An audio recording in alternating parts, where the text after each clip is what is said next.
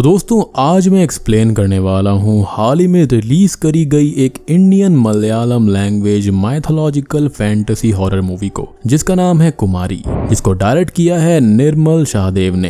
ये मूवी काफी बढ़िया है, काफी अच्छा कॉन्सेप्ट है इसका। उम्मीद करता हूँ कि आपको ये जरूर पसंद आएगी। इसकी रेटिंग काफी बढ़िया है और इसको काफी पॉजिटिव फीडबैक भी मिला है। और दोस्तों मैंने हाल ही में एक बहुत ही भयानक और बहुत ही ग्रूसम केस को एक्सप्लेन किया है, जो कि श्रद्धा केस से भी बहुत ही ज्यादा भयानक है। तो अगर आपने उसको मिस कर दिया है तो उसका लिंक आपको नीचे डिस्क्रिप्शन में मिल जाएगा, जाकर देखना, वो उससे भी ज्यादा भयानक आपको मिलेगा। तो चलिए अब बिना किसी देरी के चलते हैं सीधा वीडियो की तरफ।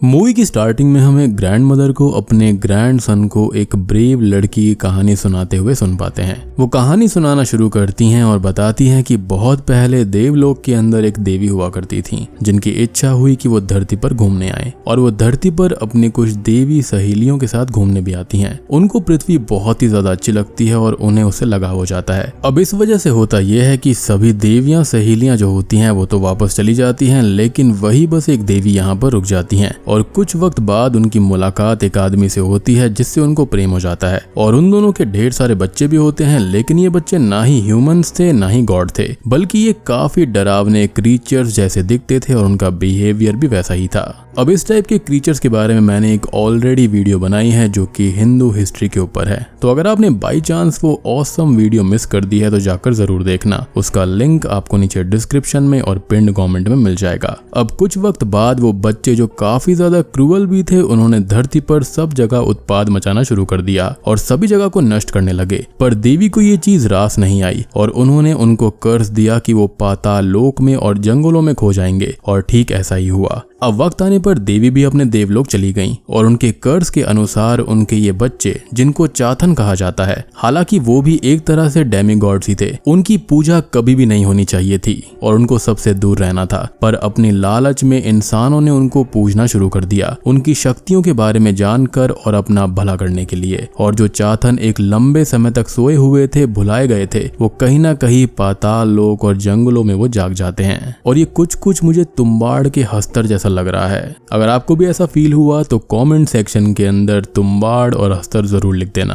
अब कहानी आगे जाती है उस वक्त में जब लैंडलॉर्ड्स एक गांव के राजा की तरह हुआ करते थे, और एक ऐसा ही गांव था इलीमाला जंगल के पास में, जिसका लैंडलॉर्ड कहानी रंगत फैमिली से था थुप्पन, जो कि एक बहुत ही गुस्से वाला, क्रूअल और एक लालची लैंडलॉर्ड था, और वो छुआछूत जैसी बीमारियों को माना करता था। उस गांव में एक छोटा सा ट्राइबल लड़का था चोखन, जो कि जंगल के आसपास और गांव में अपनी गाय चराते हुए घूमा करता। वो एक दिन थुप्पन के घर के पास जाता है और उसे वहां पर देखकर थुप्पन उसे वहां से भगा देता है, क्योंकि वो छुआछूत में मानता था। पर उसकी वाइफ नांगा कुट्टी बिल्कुल भी ऐसी नहीं थी, और वो उन मंदिरों, ट्राइबल लोगों और लोअर कास्ट के लोगों से कोई भी डिस्क्रिमिनेशन नहीं किया करती थी और उन्हें रोज खाना ऑफर किया करती। अब एक दिन चोखन भी वहां पर खाना खा रहा होता है और वो उससे पूछती है कि वो जंगल में यहाँ वहां पर घूमता रहता है और उसको डर नहीं लगता क्या इलीमाला के जंगलों से, जिस पर वो कहता है कि उसे बिल्कुल डर नहीं लगता और वहां से चला जाता है। पर उसकी आम की पोटली वहीं पर रह जाती है, जिसे एक आम लेकर नांगा कुट्टी खा लेती है। अब चोखन इलीमाला जंगल में एक गुफा के अंदर जाता है और इस गुफा के अंदर एक चाथन इलीमाला रहा करता था, जिससे सभी लोग डरते थे। इसलिए यहाँ आज तक कोई भी नहीं आया, क्योंकि जो भी इस गुफा के पास में एक बार आता था फिर वो कभी किसी को नहीं मिलता था, एज उसको इलीमाला खत्म कर दिया करता था। और इसी के ऊपर इस जंगल का नाम भी पड़ा था, यानी कि इसी चाथन के ऊपर।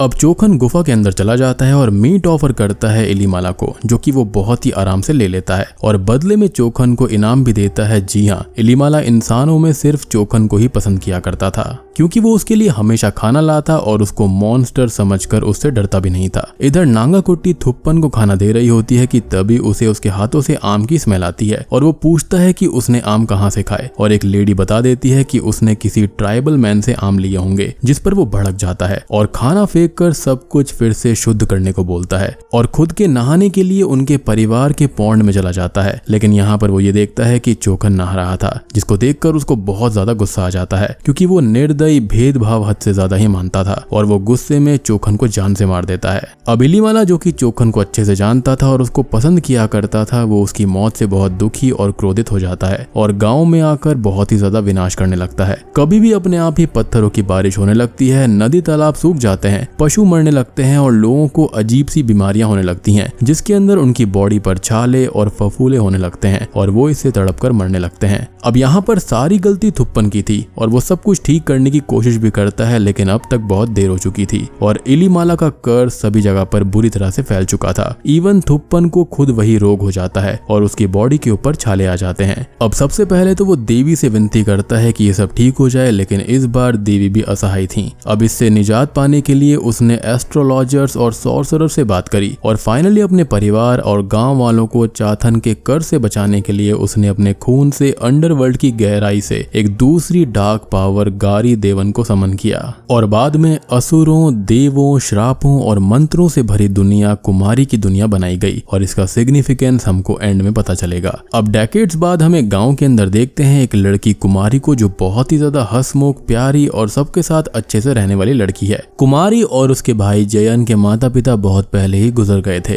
और तब से और बचपन से ही उन दोनों को उनके अंकल्स और आंटीज पाल रही थीं। अब एक दिन कुमारी से उसके अंकल बोलते हैं कि उन्होंने उसके लिए पास के ही एक गांव के अंदर एक अच्छा रिश्ता देखा है और वो लोग काफी अमीर हैं और वहां पर कुमारी खुश रहेगी। पर जयन ये बोलता है कि वो सब कुमारी की शादी के लिए इतने जल्दी में क्यों हैं और उन्हें और अच्छे से जांच पड़ताल करनी चाहिए, जिस पर उसके चाचा बोलते हैं कि उन्होंने हर चीज बारीकी से देखी है और सब कुछ सही है, रिश्ता काफी अच्छा है और आगे जयन खुद ही देख ले। कुमारी से उसकी चाची ये बोलती है कि उन लोगों को उन्हें पालने में कोई भी परेशानी नहीं है और वो उन्हें चाहती है, पर जब तक कुमारी की शादी नहीं होगी तब तक उसके कजन्स की भी शादी नहीं हो पाएगी और वो जयन को भी मना ले। अब अगले दिन कुमारी इस बारे में जयन से बात करती है कि वो शादी के लिए तैयार है और जयन भी मान जाए, जिस पर वो ये कहता है कि उसने ध्रुवन यानी कि जिसका रिश्ता उससे तय हुआ है उसके बारे में उसने बैकग्राउंड चेक किया है और अब उसके पिताजी इस दुनिया में नहीं है, उनके चाचा ही उसका ख्याल रखते हैं। साथ ही साथ उसका एक भाई भी है जिसका नाम अछूतन है और ध्रुवन थोड़ा अजीब है। फिर अगले सीन में सभी लोग शादी के लिए तैयार थे और कुमारी की शादी ध्रुवन से हो जाती है और अगले दिन वो विदा होकर अपने ससुराल जाने लगती है, जिसको रास्ते में रोककर एक लेडी उससे बोलती है कि वो उस गांव में ना रहे और वो जगह श्रापित है। लेकिन चाचा गाड़ी वहां से ले जाते हैं और साथ ही साथ कोई अजीब सी लेडी खड़ी होकर कुमारी की विदाई देख रही थी और खुश होकर बोलती है कि पिछले 12 जनरेशन से इस चीज का इंतजार हो रहा था और सब कुछ जल्दी ही खत्म होगा और इसका मतलब हमको एंड में पता चलेगा। और उस ओल्ड लेडी ने कुमारी से उस जगह के श्रापित होने के बारे में क्यों कहा था, तो असल में ये गांव वही है, यानी कि कानी रंगत गांव, जहां पर थुप्पन लैंडलॉर्ड था। ध्रुवन उसका ही डिसेंडेंट है, यानी कि ये एग्जैक्टली 12th जनरेशन है। अब कुमारी के ससुराल के अंदर उसका स्वागत किया जाता है और हम उसके चाचा ससुर को एक मुर्गे की बलि देते हुए देख पाते हैं, जो कि काफी अजीब सा रिचुअल था और वो ऑफरिंग गारी देवन के वर्शिप प्लेस पर रखी जाती है,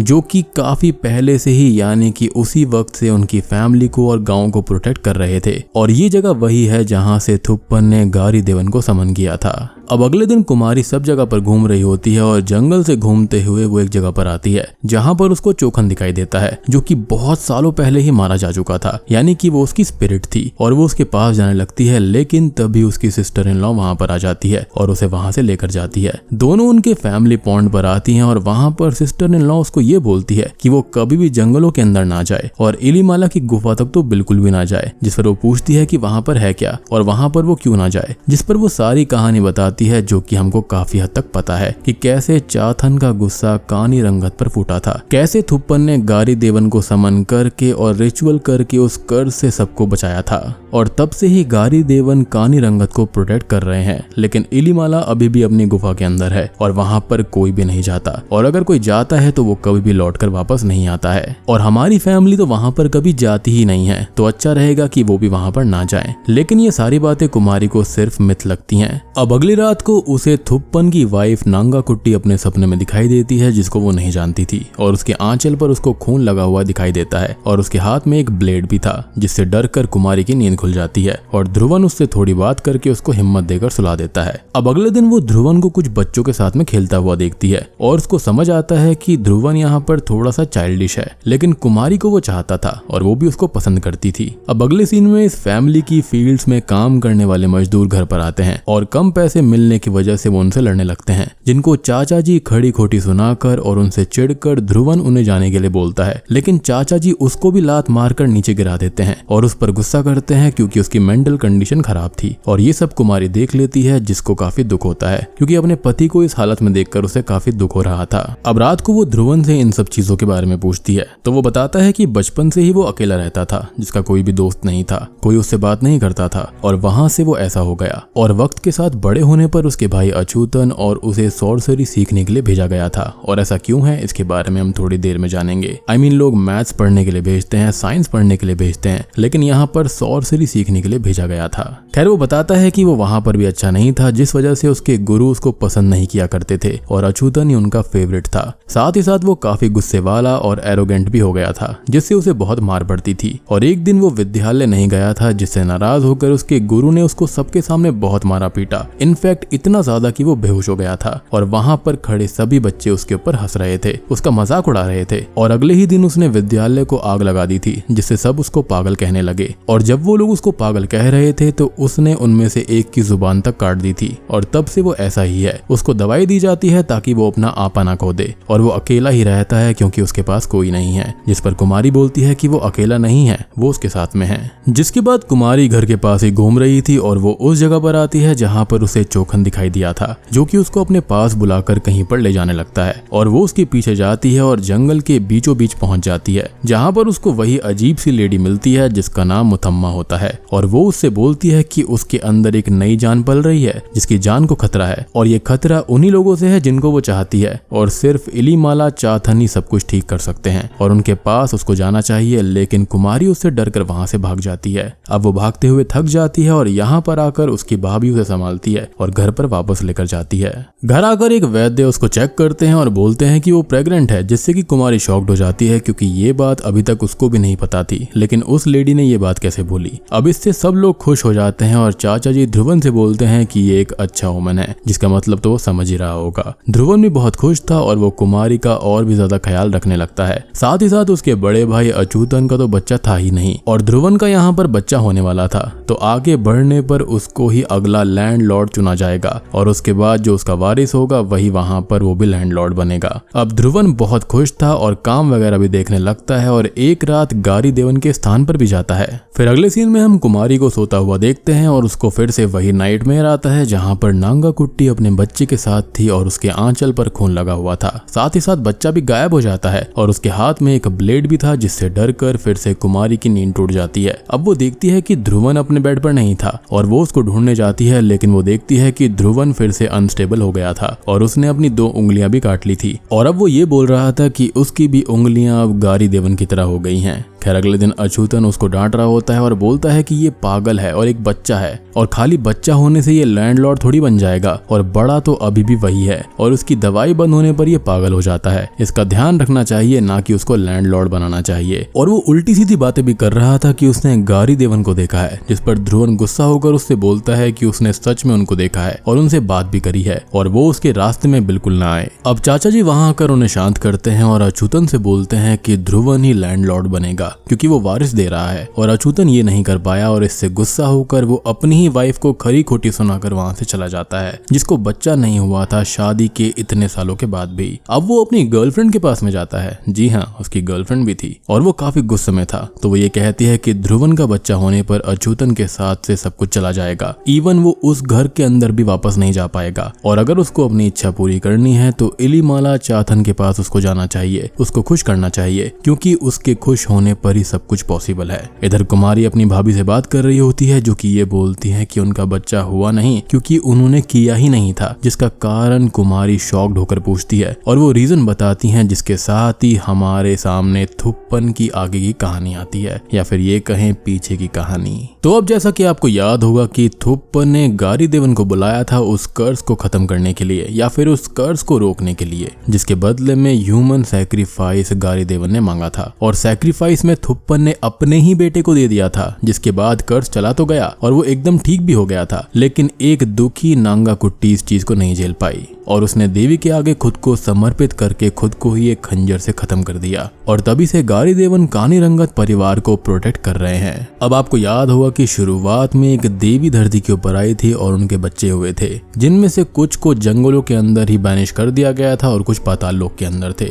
तो जो जंगलों के अंदर थे उन्हें चाथन कहा जाता है, और जो पाताल लोक में चले गए थे उनको गारी देवन कहा जाता है, या फिर ये कहें कि ये उन सब के ही सुप्रीम थे, यानी कि अपनी अपनी प्लेसेस के सुप्रीम। अब लेकिन हुआ यह है कि इतनी जनरेशंस के बाद में ये प्रोटेक्शन कम होने लगी है, तो फिर से सैक्रिफाइस दिया जाएगा, वो भी इस घर के अंदर लॉर्ड के फर्स्ट बॉर्न का, जो कि होगा ध्रुवन का बेटा। इसलिए उन लोगों को सॉर्सरी सिखाई जाती थी ताकि वो लोग गारी देवन को सैक्रिफाइस देने वाले रिचुअल को अच्छे से परफॉर्म कर पाएं। और अब आपको कुमारी के नाइटमेयर का मीनिंग समझ में आ चुका होगा। नांगा कुट्टी उसको यही बताना चाहती थी कि उसके बच्चे का सैक्रिफाइस हुआ था और उसके साथ भी सेम होने वाला है। अब ये चीज तो शॉकिंग थी ही, लेकिन इससे भी ज्यादा शॉकिंग चीज हमारे सामने आती है जब भाभी कुमारी को एटिक के अंदर लेकर जाती हैं, जहां पर उसको एक राज मिलता है, और यहाँ पर असल में थुप्पन लेटा हुआ था। जी हाँ, 12 जनरेशन पहले वाला थुप्पन, जो कि अब बॉडी से पूरी तरह कमजोर हो चुका था, क्योंकि वो इतनी जनरेशन से यहाँ पर है, लेकिन वो मर नहीं सकता, क्योंकि गारी देवन ने उसको अमर कर दिया था सैक्रिफाइस के बाद में, और तब से आज तक वो जिंदा है, लेकिन तड़प रहा है मरने के लिए।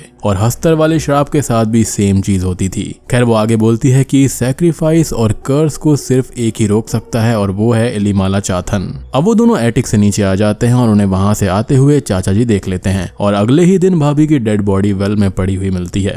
कुमारी ये सब देखकर बहुत परेशान हो जाती है, और उसको मुथम्मा ने भी कहा था कि वो बच्चे को बचाने के लिए उसके पास में आए, और वो वैसा ही करती है। वो मुथम्मा के पास में चली जाती है, उसके ट्राइबल विलेज में, और इसी ट्राइब का लड़का था चोखन। अब मुथम्मा कुमारी को चाथन को समन करने का मंत्र देती है और बोलती है कि अगर एक बार उसने चाथन को समन कर लिया तो वो वापस नहीं मुड़ सकती। अब वो उसे इलीमाला चाथन की गुफा में भी ले जाती है, जहाँ पर वो उसके पास आता है, जिसको देखकर वो डर जाती है, लेकिन वो उसको कुछ नहीं करता। और यहाँ पर हम समझ सकते हैं कि ये बुरा नहीं है, बल्कि ये सबका भला चाहता है, लेकिन बस थुप्पन की गलती से वो गुस्से में है और चोखन की मौत का उससे बदला लेना चाहता है। वो उसे एक छोटी सी मूर्ति देता है और मुथम्मा कुमारी से बोलती है कि चाथन उसके बच्चे की रक्षा करेगा, बस ये मूर्ति वो अपने घर में कहीं पर गाड़ दे और दोबारा उसे निकालने का सोचे भी नहीं। और अब वो होगा जो इंसान देख और सोच भी नहीं सकता, और कुमारी वैसा ही करती है, वो उस मूर्ति को घर के अंदर गाड़ देती है। अब थोड़ा सा समय बीतता है और चाथन का श्राप वापस आने लगता है। उस मूर्ति की वजह से ऐसा हो रहा था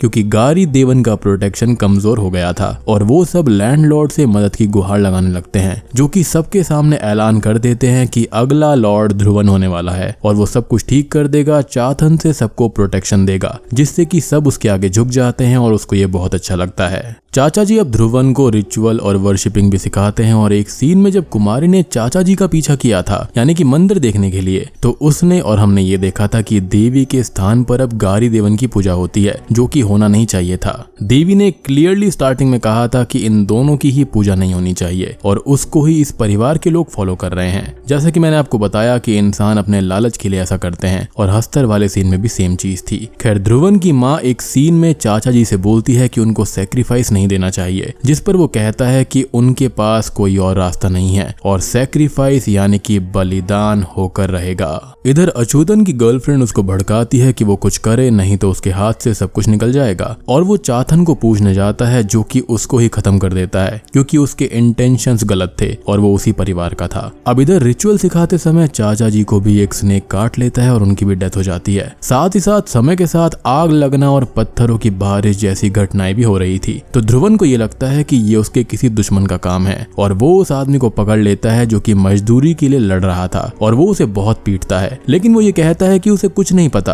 और चाथन के बारे में उसे उसके फॉलोअर से पूछना चाहिए, यानी कि चोखन के ट्राइब वालों से।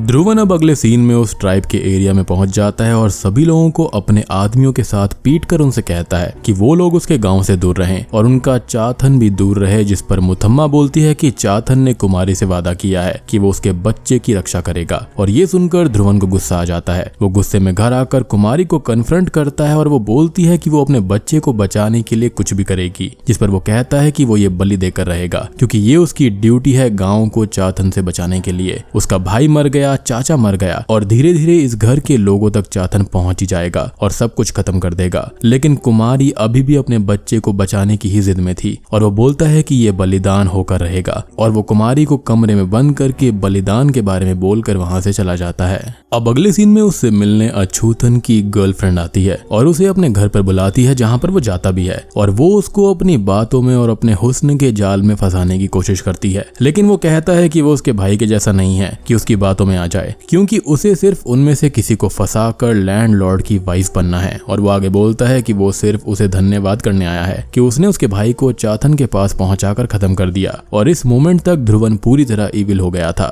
अगले सीन में कुमारी से मिलने उसका भाई जयन आता है और वो उसको सारी बात बताकर घर ले जाने के लिए बोलती है। वो उसके लिए मान भी जाता है, लेकिन वो गुस्से में ध्रुवन को कन्फ्रंट करने भी चला जाता है, जहाँ पर उन दोनों का झगड़ा हो जाता है और यहाँ पर वो उसको जान से मार डालता है, वो भी बहुत ही बेरहमी से। और अपने भाई की डेथ से कुमारी पूरी तरह टूट जाती है। अब अगले सीन में वो थुप्पन के पास में जाती है और वो बोलता है कि ये जो हो रहा है सब कुछ उसकी गलती की वजह से है, इसलिए ही वो आज तड़प रहा है। लेकिन सिर्फ वो यहाँ पर अकेला नहीं है, बल्कि नांगा कुट्टी की आत्मा भी पिछले 12 जनरेशन से यहीं पर है और वो कुमारी के आने का ही इंतजार कर रही थी सब ठीक करने के लिए। वो आगे बोलता है कि उसने देवी को उनके स्थान से हटा दिया था और उसको देवी को वापस अंधेरे चेंबर से उठाकर वापस मंदिर में लाना होगा। जैसा कि मैंने आपको पहले भी बताया कि देवी ने स्ट्रिक्टली कहा था कि इन दोनों को ही पूजा नहीं जाना चाहिए और इन्होंने देवी को ही हटा दिया था। खैर उसके बाद में वो ये बोलता है कि जैसे ही देवी अपने स्थान पर स्थापित हो जाएंगी फिर किसी भी माँ को ये सब झेलना नहीं पड़ेगा और ये सैक्रिफाइस और मूर्ति स्थापन ग्रहण से पहले ही करना होगा, क्योंकि उस वक्त पर इन डेमिगॉड्स चाथन और गारी देवन की शक्तियां कम हो जाती हैं और उनकी जंग में जो जीतेगा वो सबका फेट डिसाइड करेगा।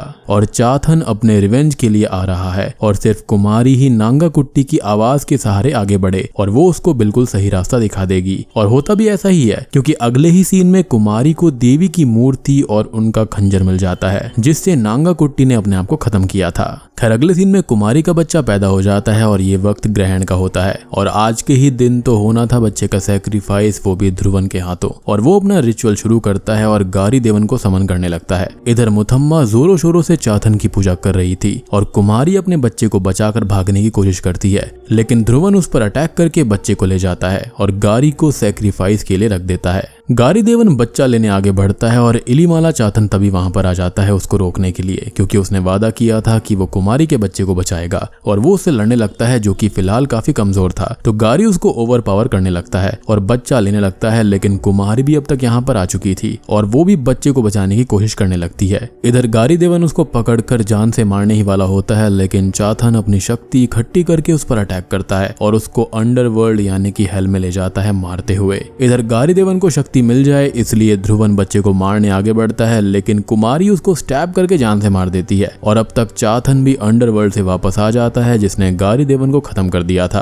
और उसने अपना कर्ज भी हटा दिया था। और गारी की मृत्यु से अब थुप्पन भी मारा जाता है और आजाद हो जाता है। साथ ही साथ नांगा कुट्टी की आत्मा भी आजाद हो जाती है और कानी रंगत में अब सब कुछ ठीक हो चुका था। कुमारी अब नई लैंड लेडी बन गई थी जो कि प्रजा की भलाई के बारे में सोचती थी और उनके लिए ही सब करती थी और पीढ़ियों की पुरानी गलतियों को वो ठीक कर रही थी, यानी कि वो वाकई में देवी बन जाती है। खैर अब मूवी के एंडिंग सीन में हम देखते हैं कुमारी के छोटे से बेटे पारू को, जिसको चोखन की स्पिरिट दिखाई दे रही थी जिसके पास में वो जा रहा था। और बूम, इसी के साथ में ये मूवी यहीं पर खत्म हो जाती है। तो दोस्तों ये थी कुमारी मूवी की कहानी। उम्मीद करता हूँ कि आपको ये पसंद आई होगी। और ये जो मूवी है मुझे इसका कॉन्सेप्ट थोड़ा थोड़ा तुम्बाड़ की तरह मिलता जुलता लगता है। आई मीन एटलीस्ट जो कर्स था और यहाँ पर हस्तर को ना पूजने वाला कॉन्सेप्ट वो तो सेम ही है और बाकी चीजें यहाँ पर वही डेमिगॉड्स, राक्षस, असुर वाली है, जिसके बारे में मैंने एक ऑलरेडी वीडियो बनाई है, तो आपने नहीं देखी है तो जाकर जरूर देख लेना। उसका लिंक आपको नीचे डिस्क्रिप्शन में मिल जाएगा। अब बात करें आखिरी सीन के बारे में, तो हो सकता है कि पहला तो ये सब अब खुश हैं और चोखन की स्पिरिट भी खुश है जिसने थुप्पन की गलती को अब माफ कर दिया है और अब चाथन की मदद से उसकी स्पिरिट यहाँ पर अमर हो चुकी है और सबको दिखाई देती रहती है। इनफैक्ट उसने इस फैमिली को भी माफ कर दिया है, क्योंकि देखा जाए तो यहाँ पर कुमारी की कोई भी गलती नहीं थी। साथ ही साथ नांगा कुट्टी उससे अच्छे से बिहेव किया करती थी और कुमारी बिल्कुल वैसी ही थी और इसलिए ही शायद नांगा कुट्टी इतने टाइम से उसका वेट कर रही थी। बात रही दूसरी थ्योरी के बारे में, तो कुछ लोग ये कहते हैं कि ये कर्ज अभी भी खत्म नहीं हुआ है, लेकिन देखा जाए तो चोखन की स्पिरिट ने किसी को भी नुकसान नहीं पहुंचाया था। वो खाली इस फैमिली के मर्दों को नुकसान पहुंचाना चाहता था, स्पेशली यहाँ पर थुप्पन को, जिसके लिए गारी देवन का आशीर्वाद एक तरह से एक अभिशाप बन गया था, क्योंकि उसकी बॉडी और आत्मा बिल्कुल कमजोर हो चुकी थी लेकिन उसको आजादी नहीं मिल रही थी। और मुझे तो यहाँ पर ऐसा भी लगता है कि चाथन भी यहाँ पर बुरा नहीं है, बल्कि जो असल बुरा है वो गारी देवन है। लेकिन ऑब्वियसली हम चाथन को भी बिल्कुल सही नहीं कह सकते, उसके अंदर भी बदले की भावना है। बाकी आप लोग मुझे बताना कि आपको ये मूवी कैसी लगी, ये कॉन्सेप्ट और थ्योरीज वगैरह कैसी लगी। और हाँ, मेरे जितने भी सब्सक्राइबर्स नेपाल से या फिर बिहार या फिर आसपास के इलाकों से हैं, उनको पता होगा कि नेपाल के अंदर भी कुमारी वाला कॉन्सेप्ट है। तो अगर आप चाहते हैं मैं उसके बारे में एक वीडियो बनाऊं तो कमेंट सेक्शन के अंदर जरूर लिख देना। तो वीडियो पसंद आई हो तो लाइक कर देना, चैनल के ऊपर नए हैं तो सब्सक्राइब कर लीजिए। तो मैं आप सबको मिलता हूँ अगली वीडियो के साथ में, तब तक के लिए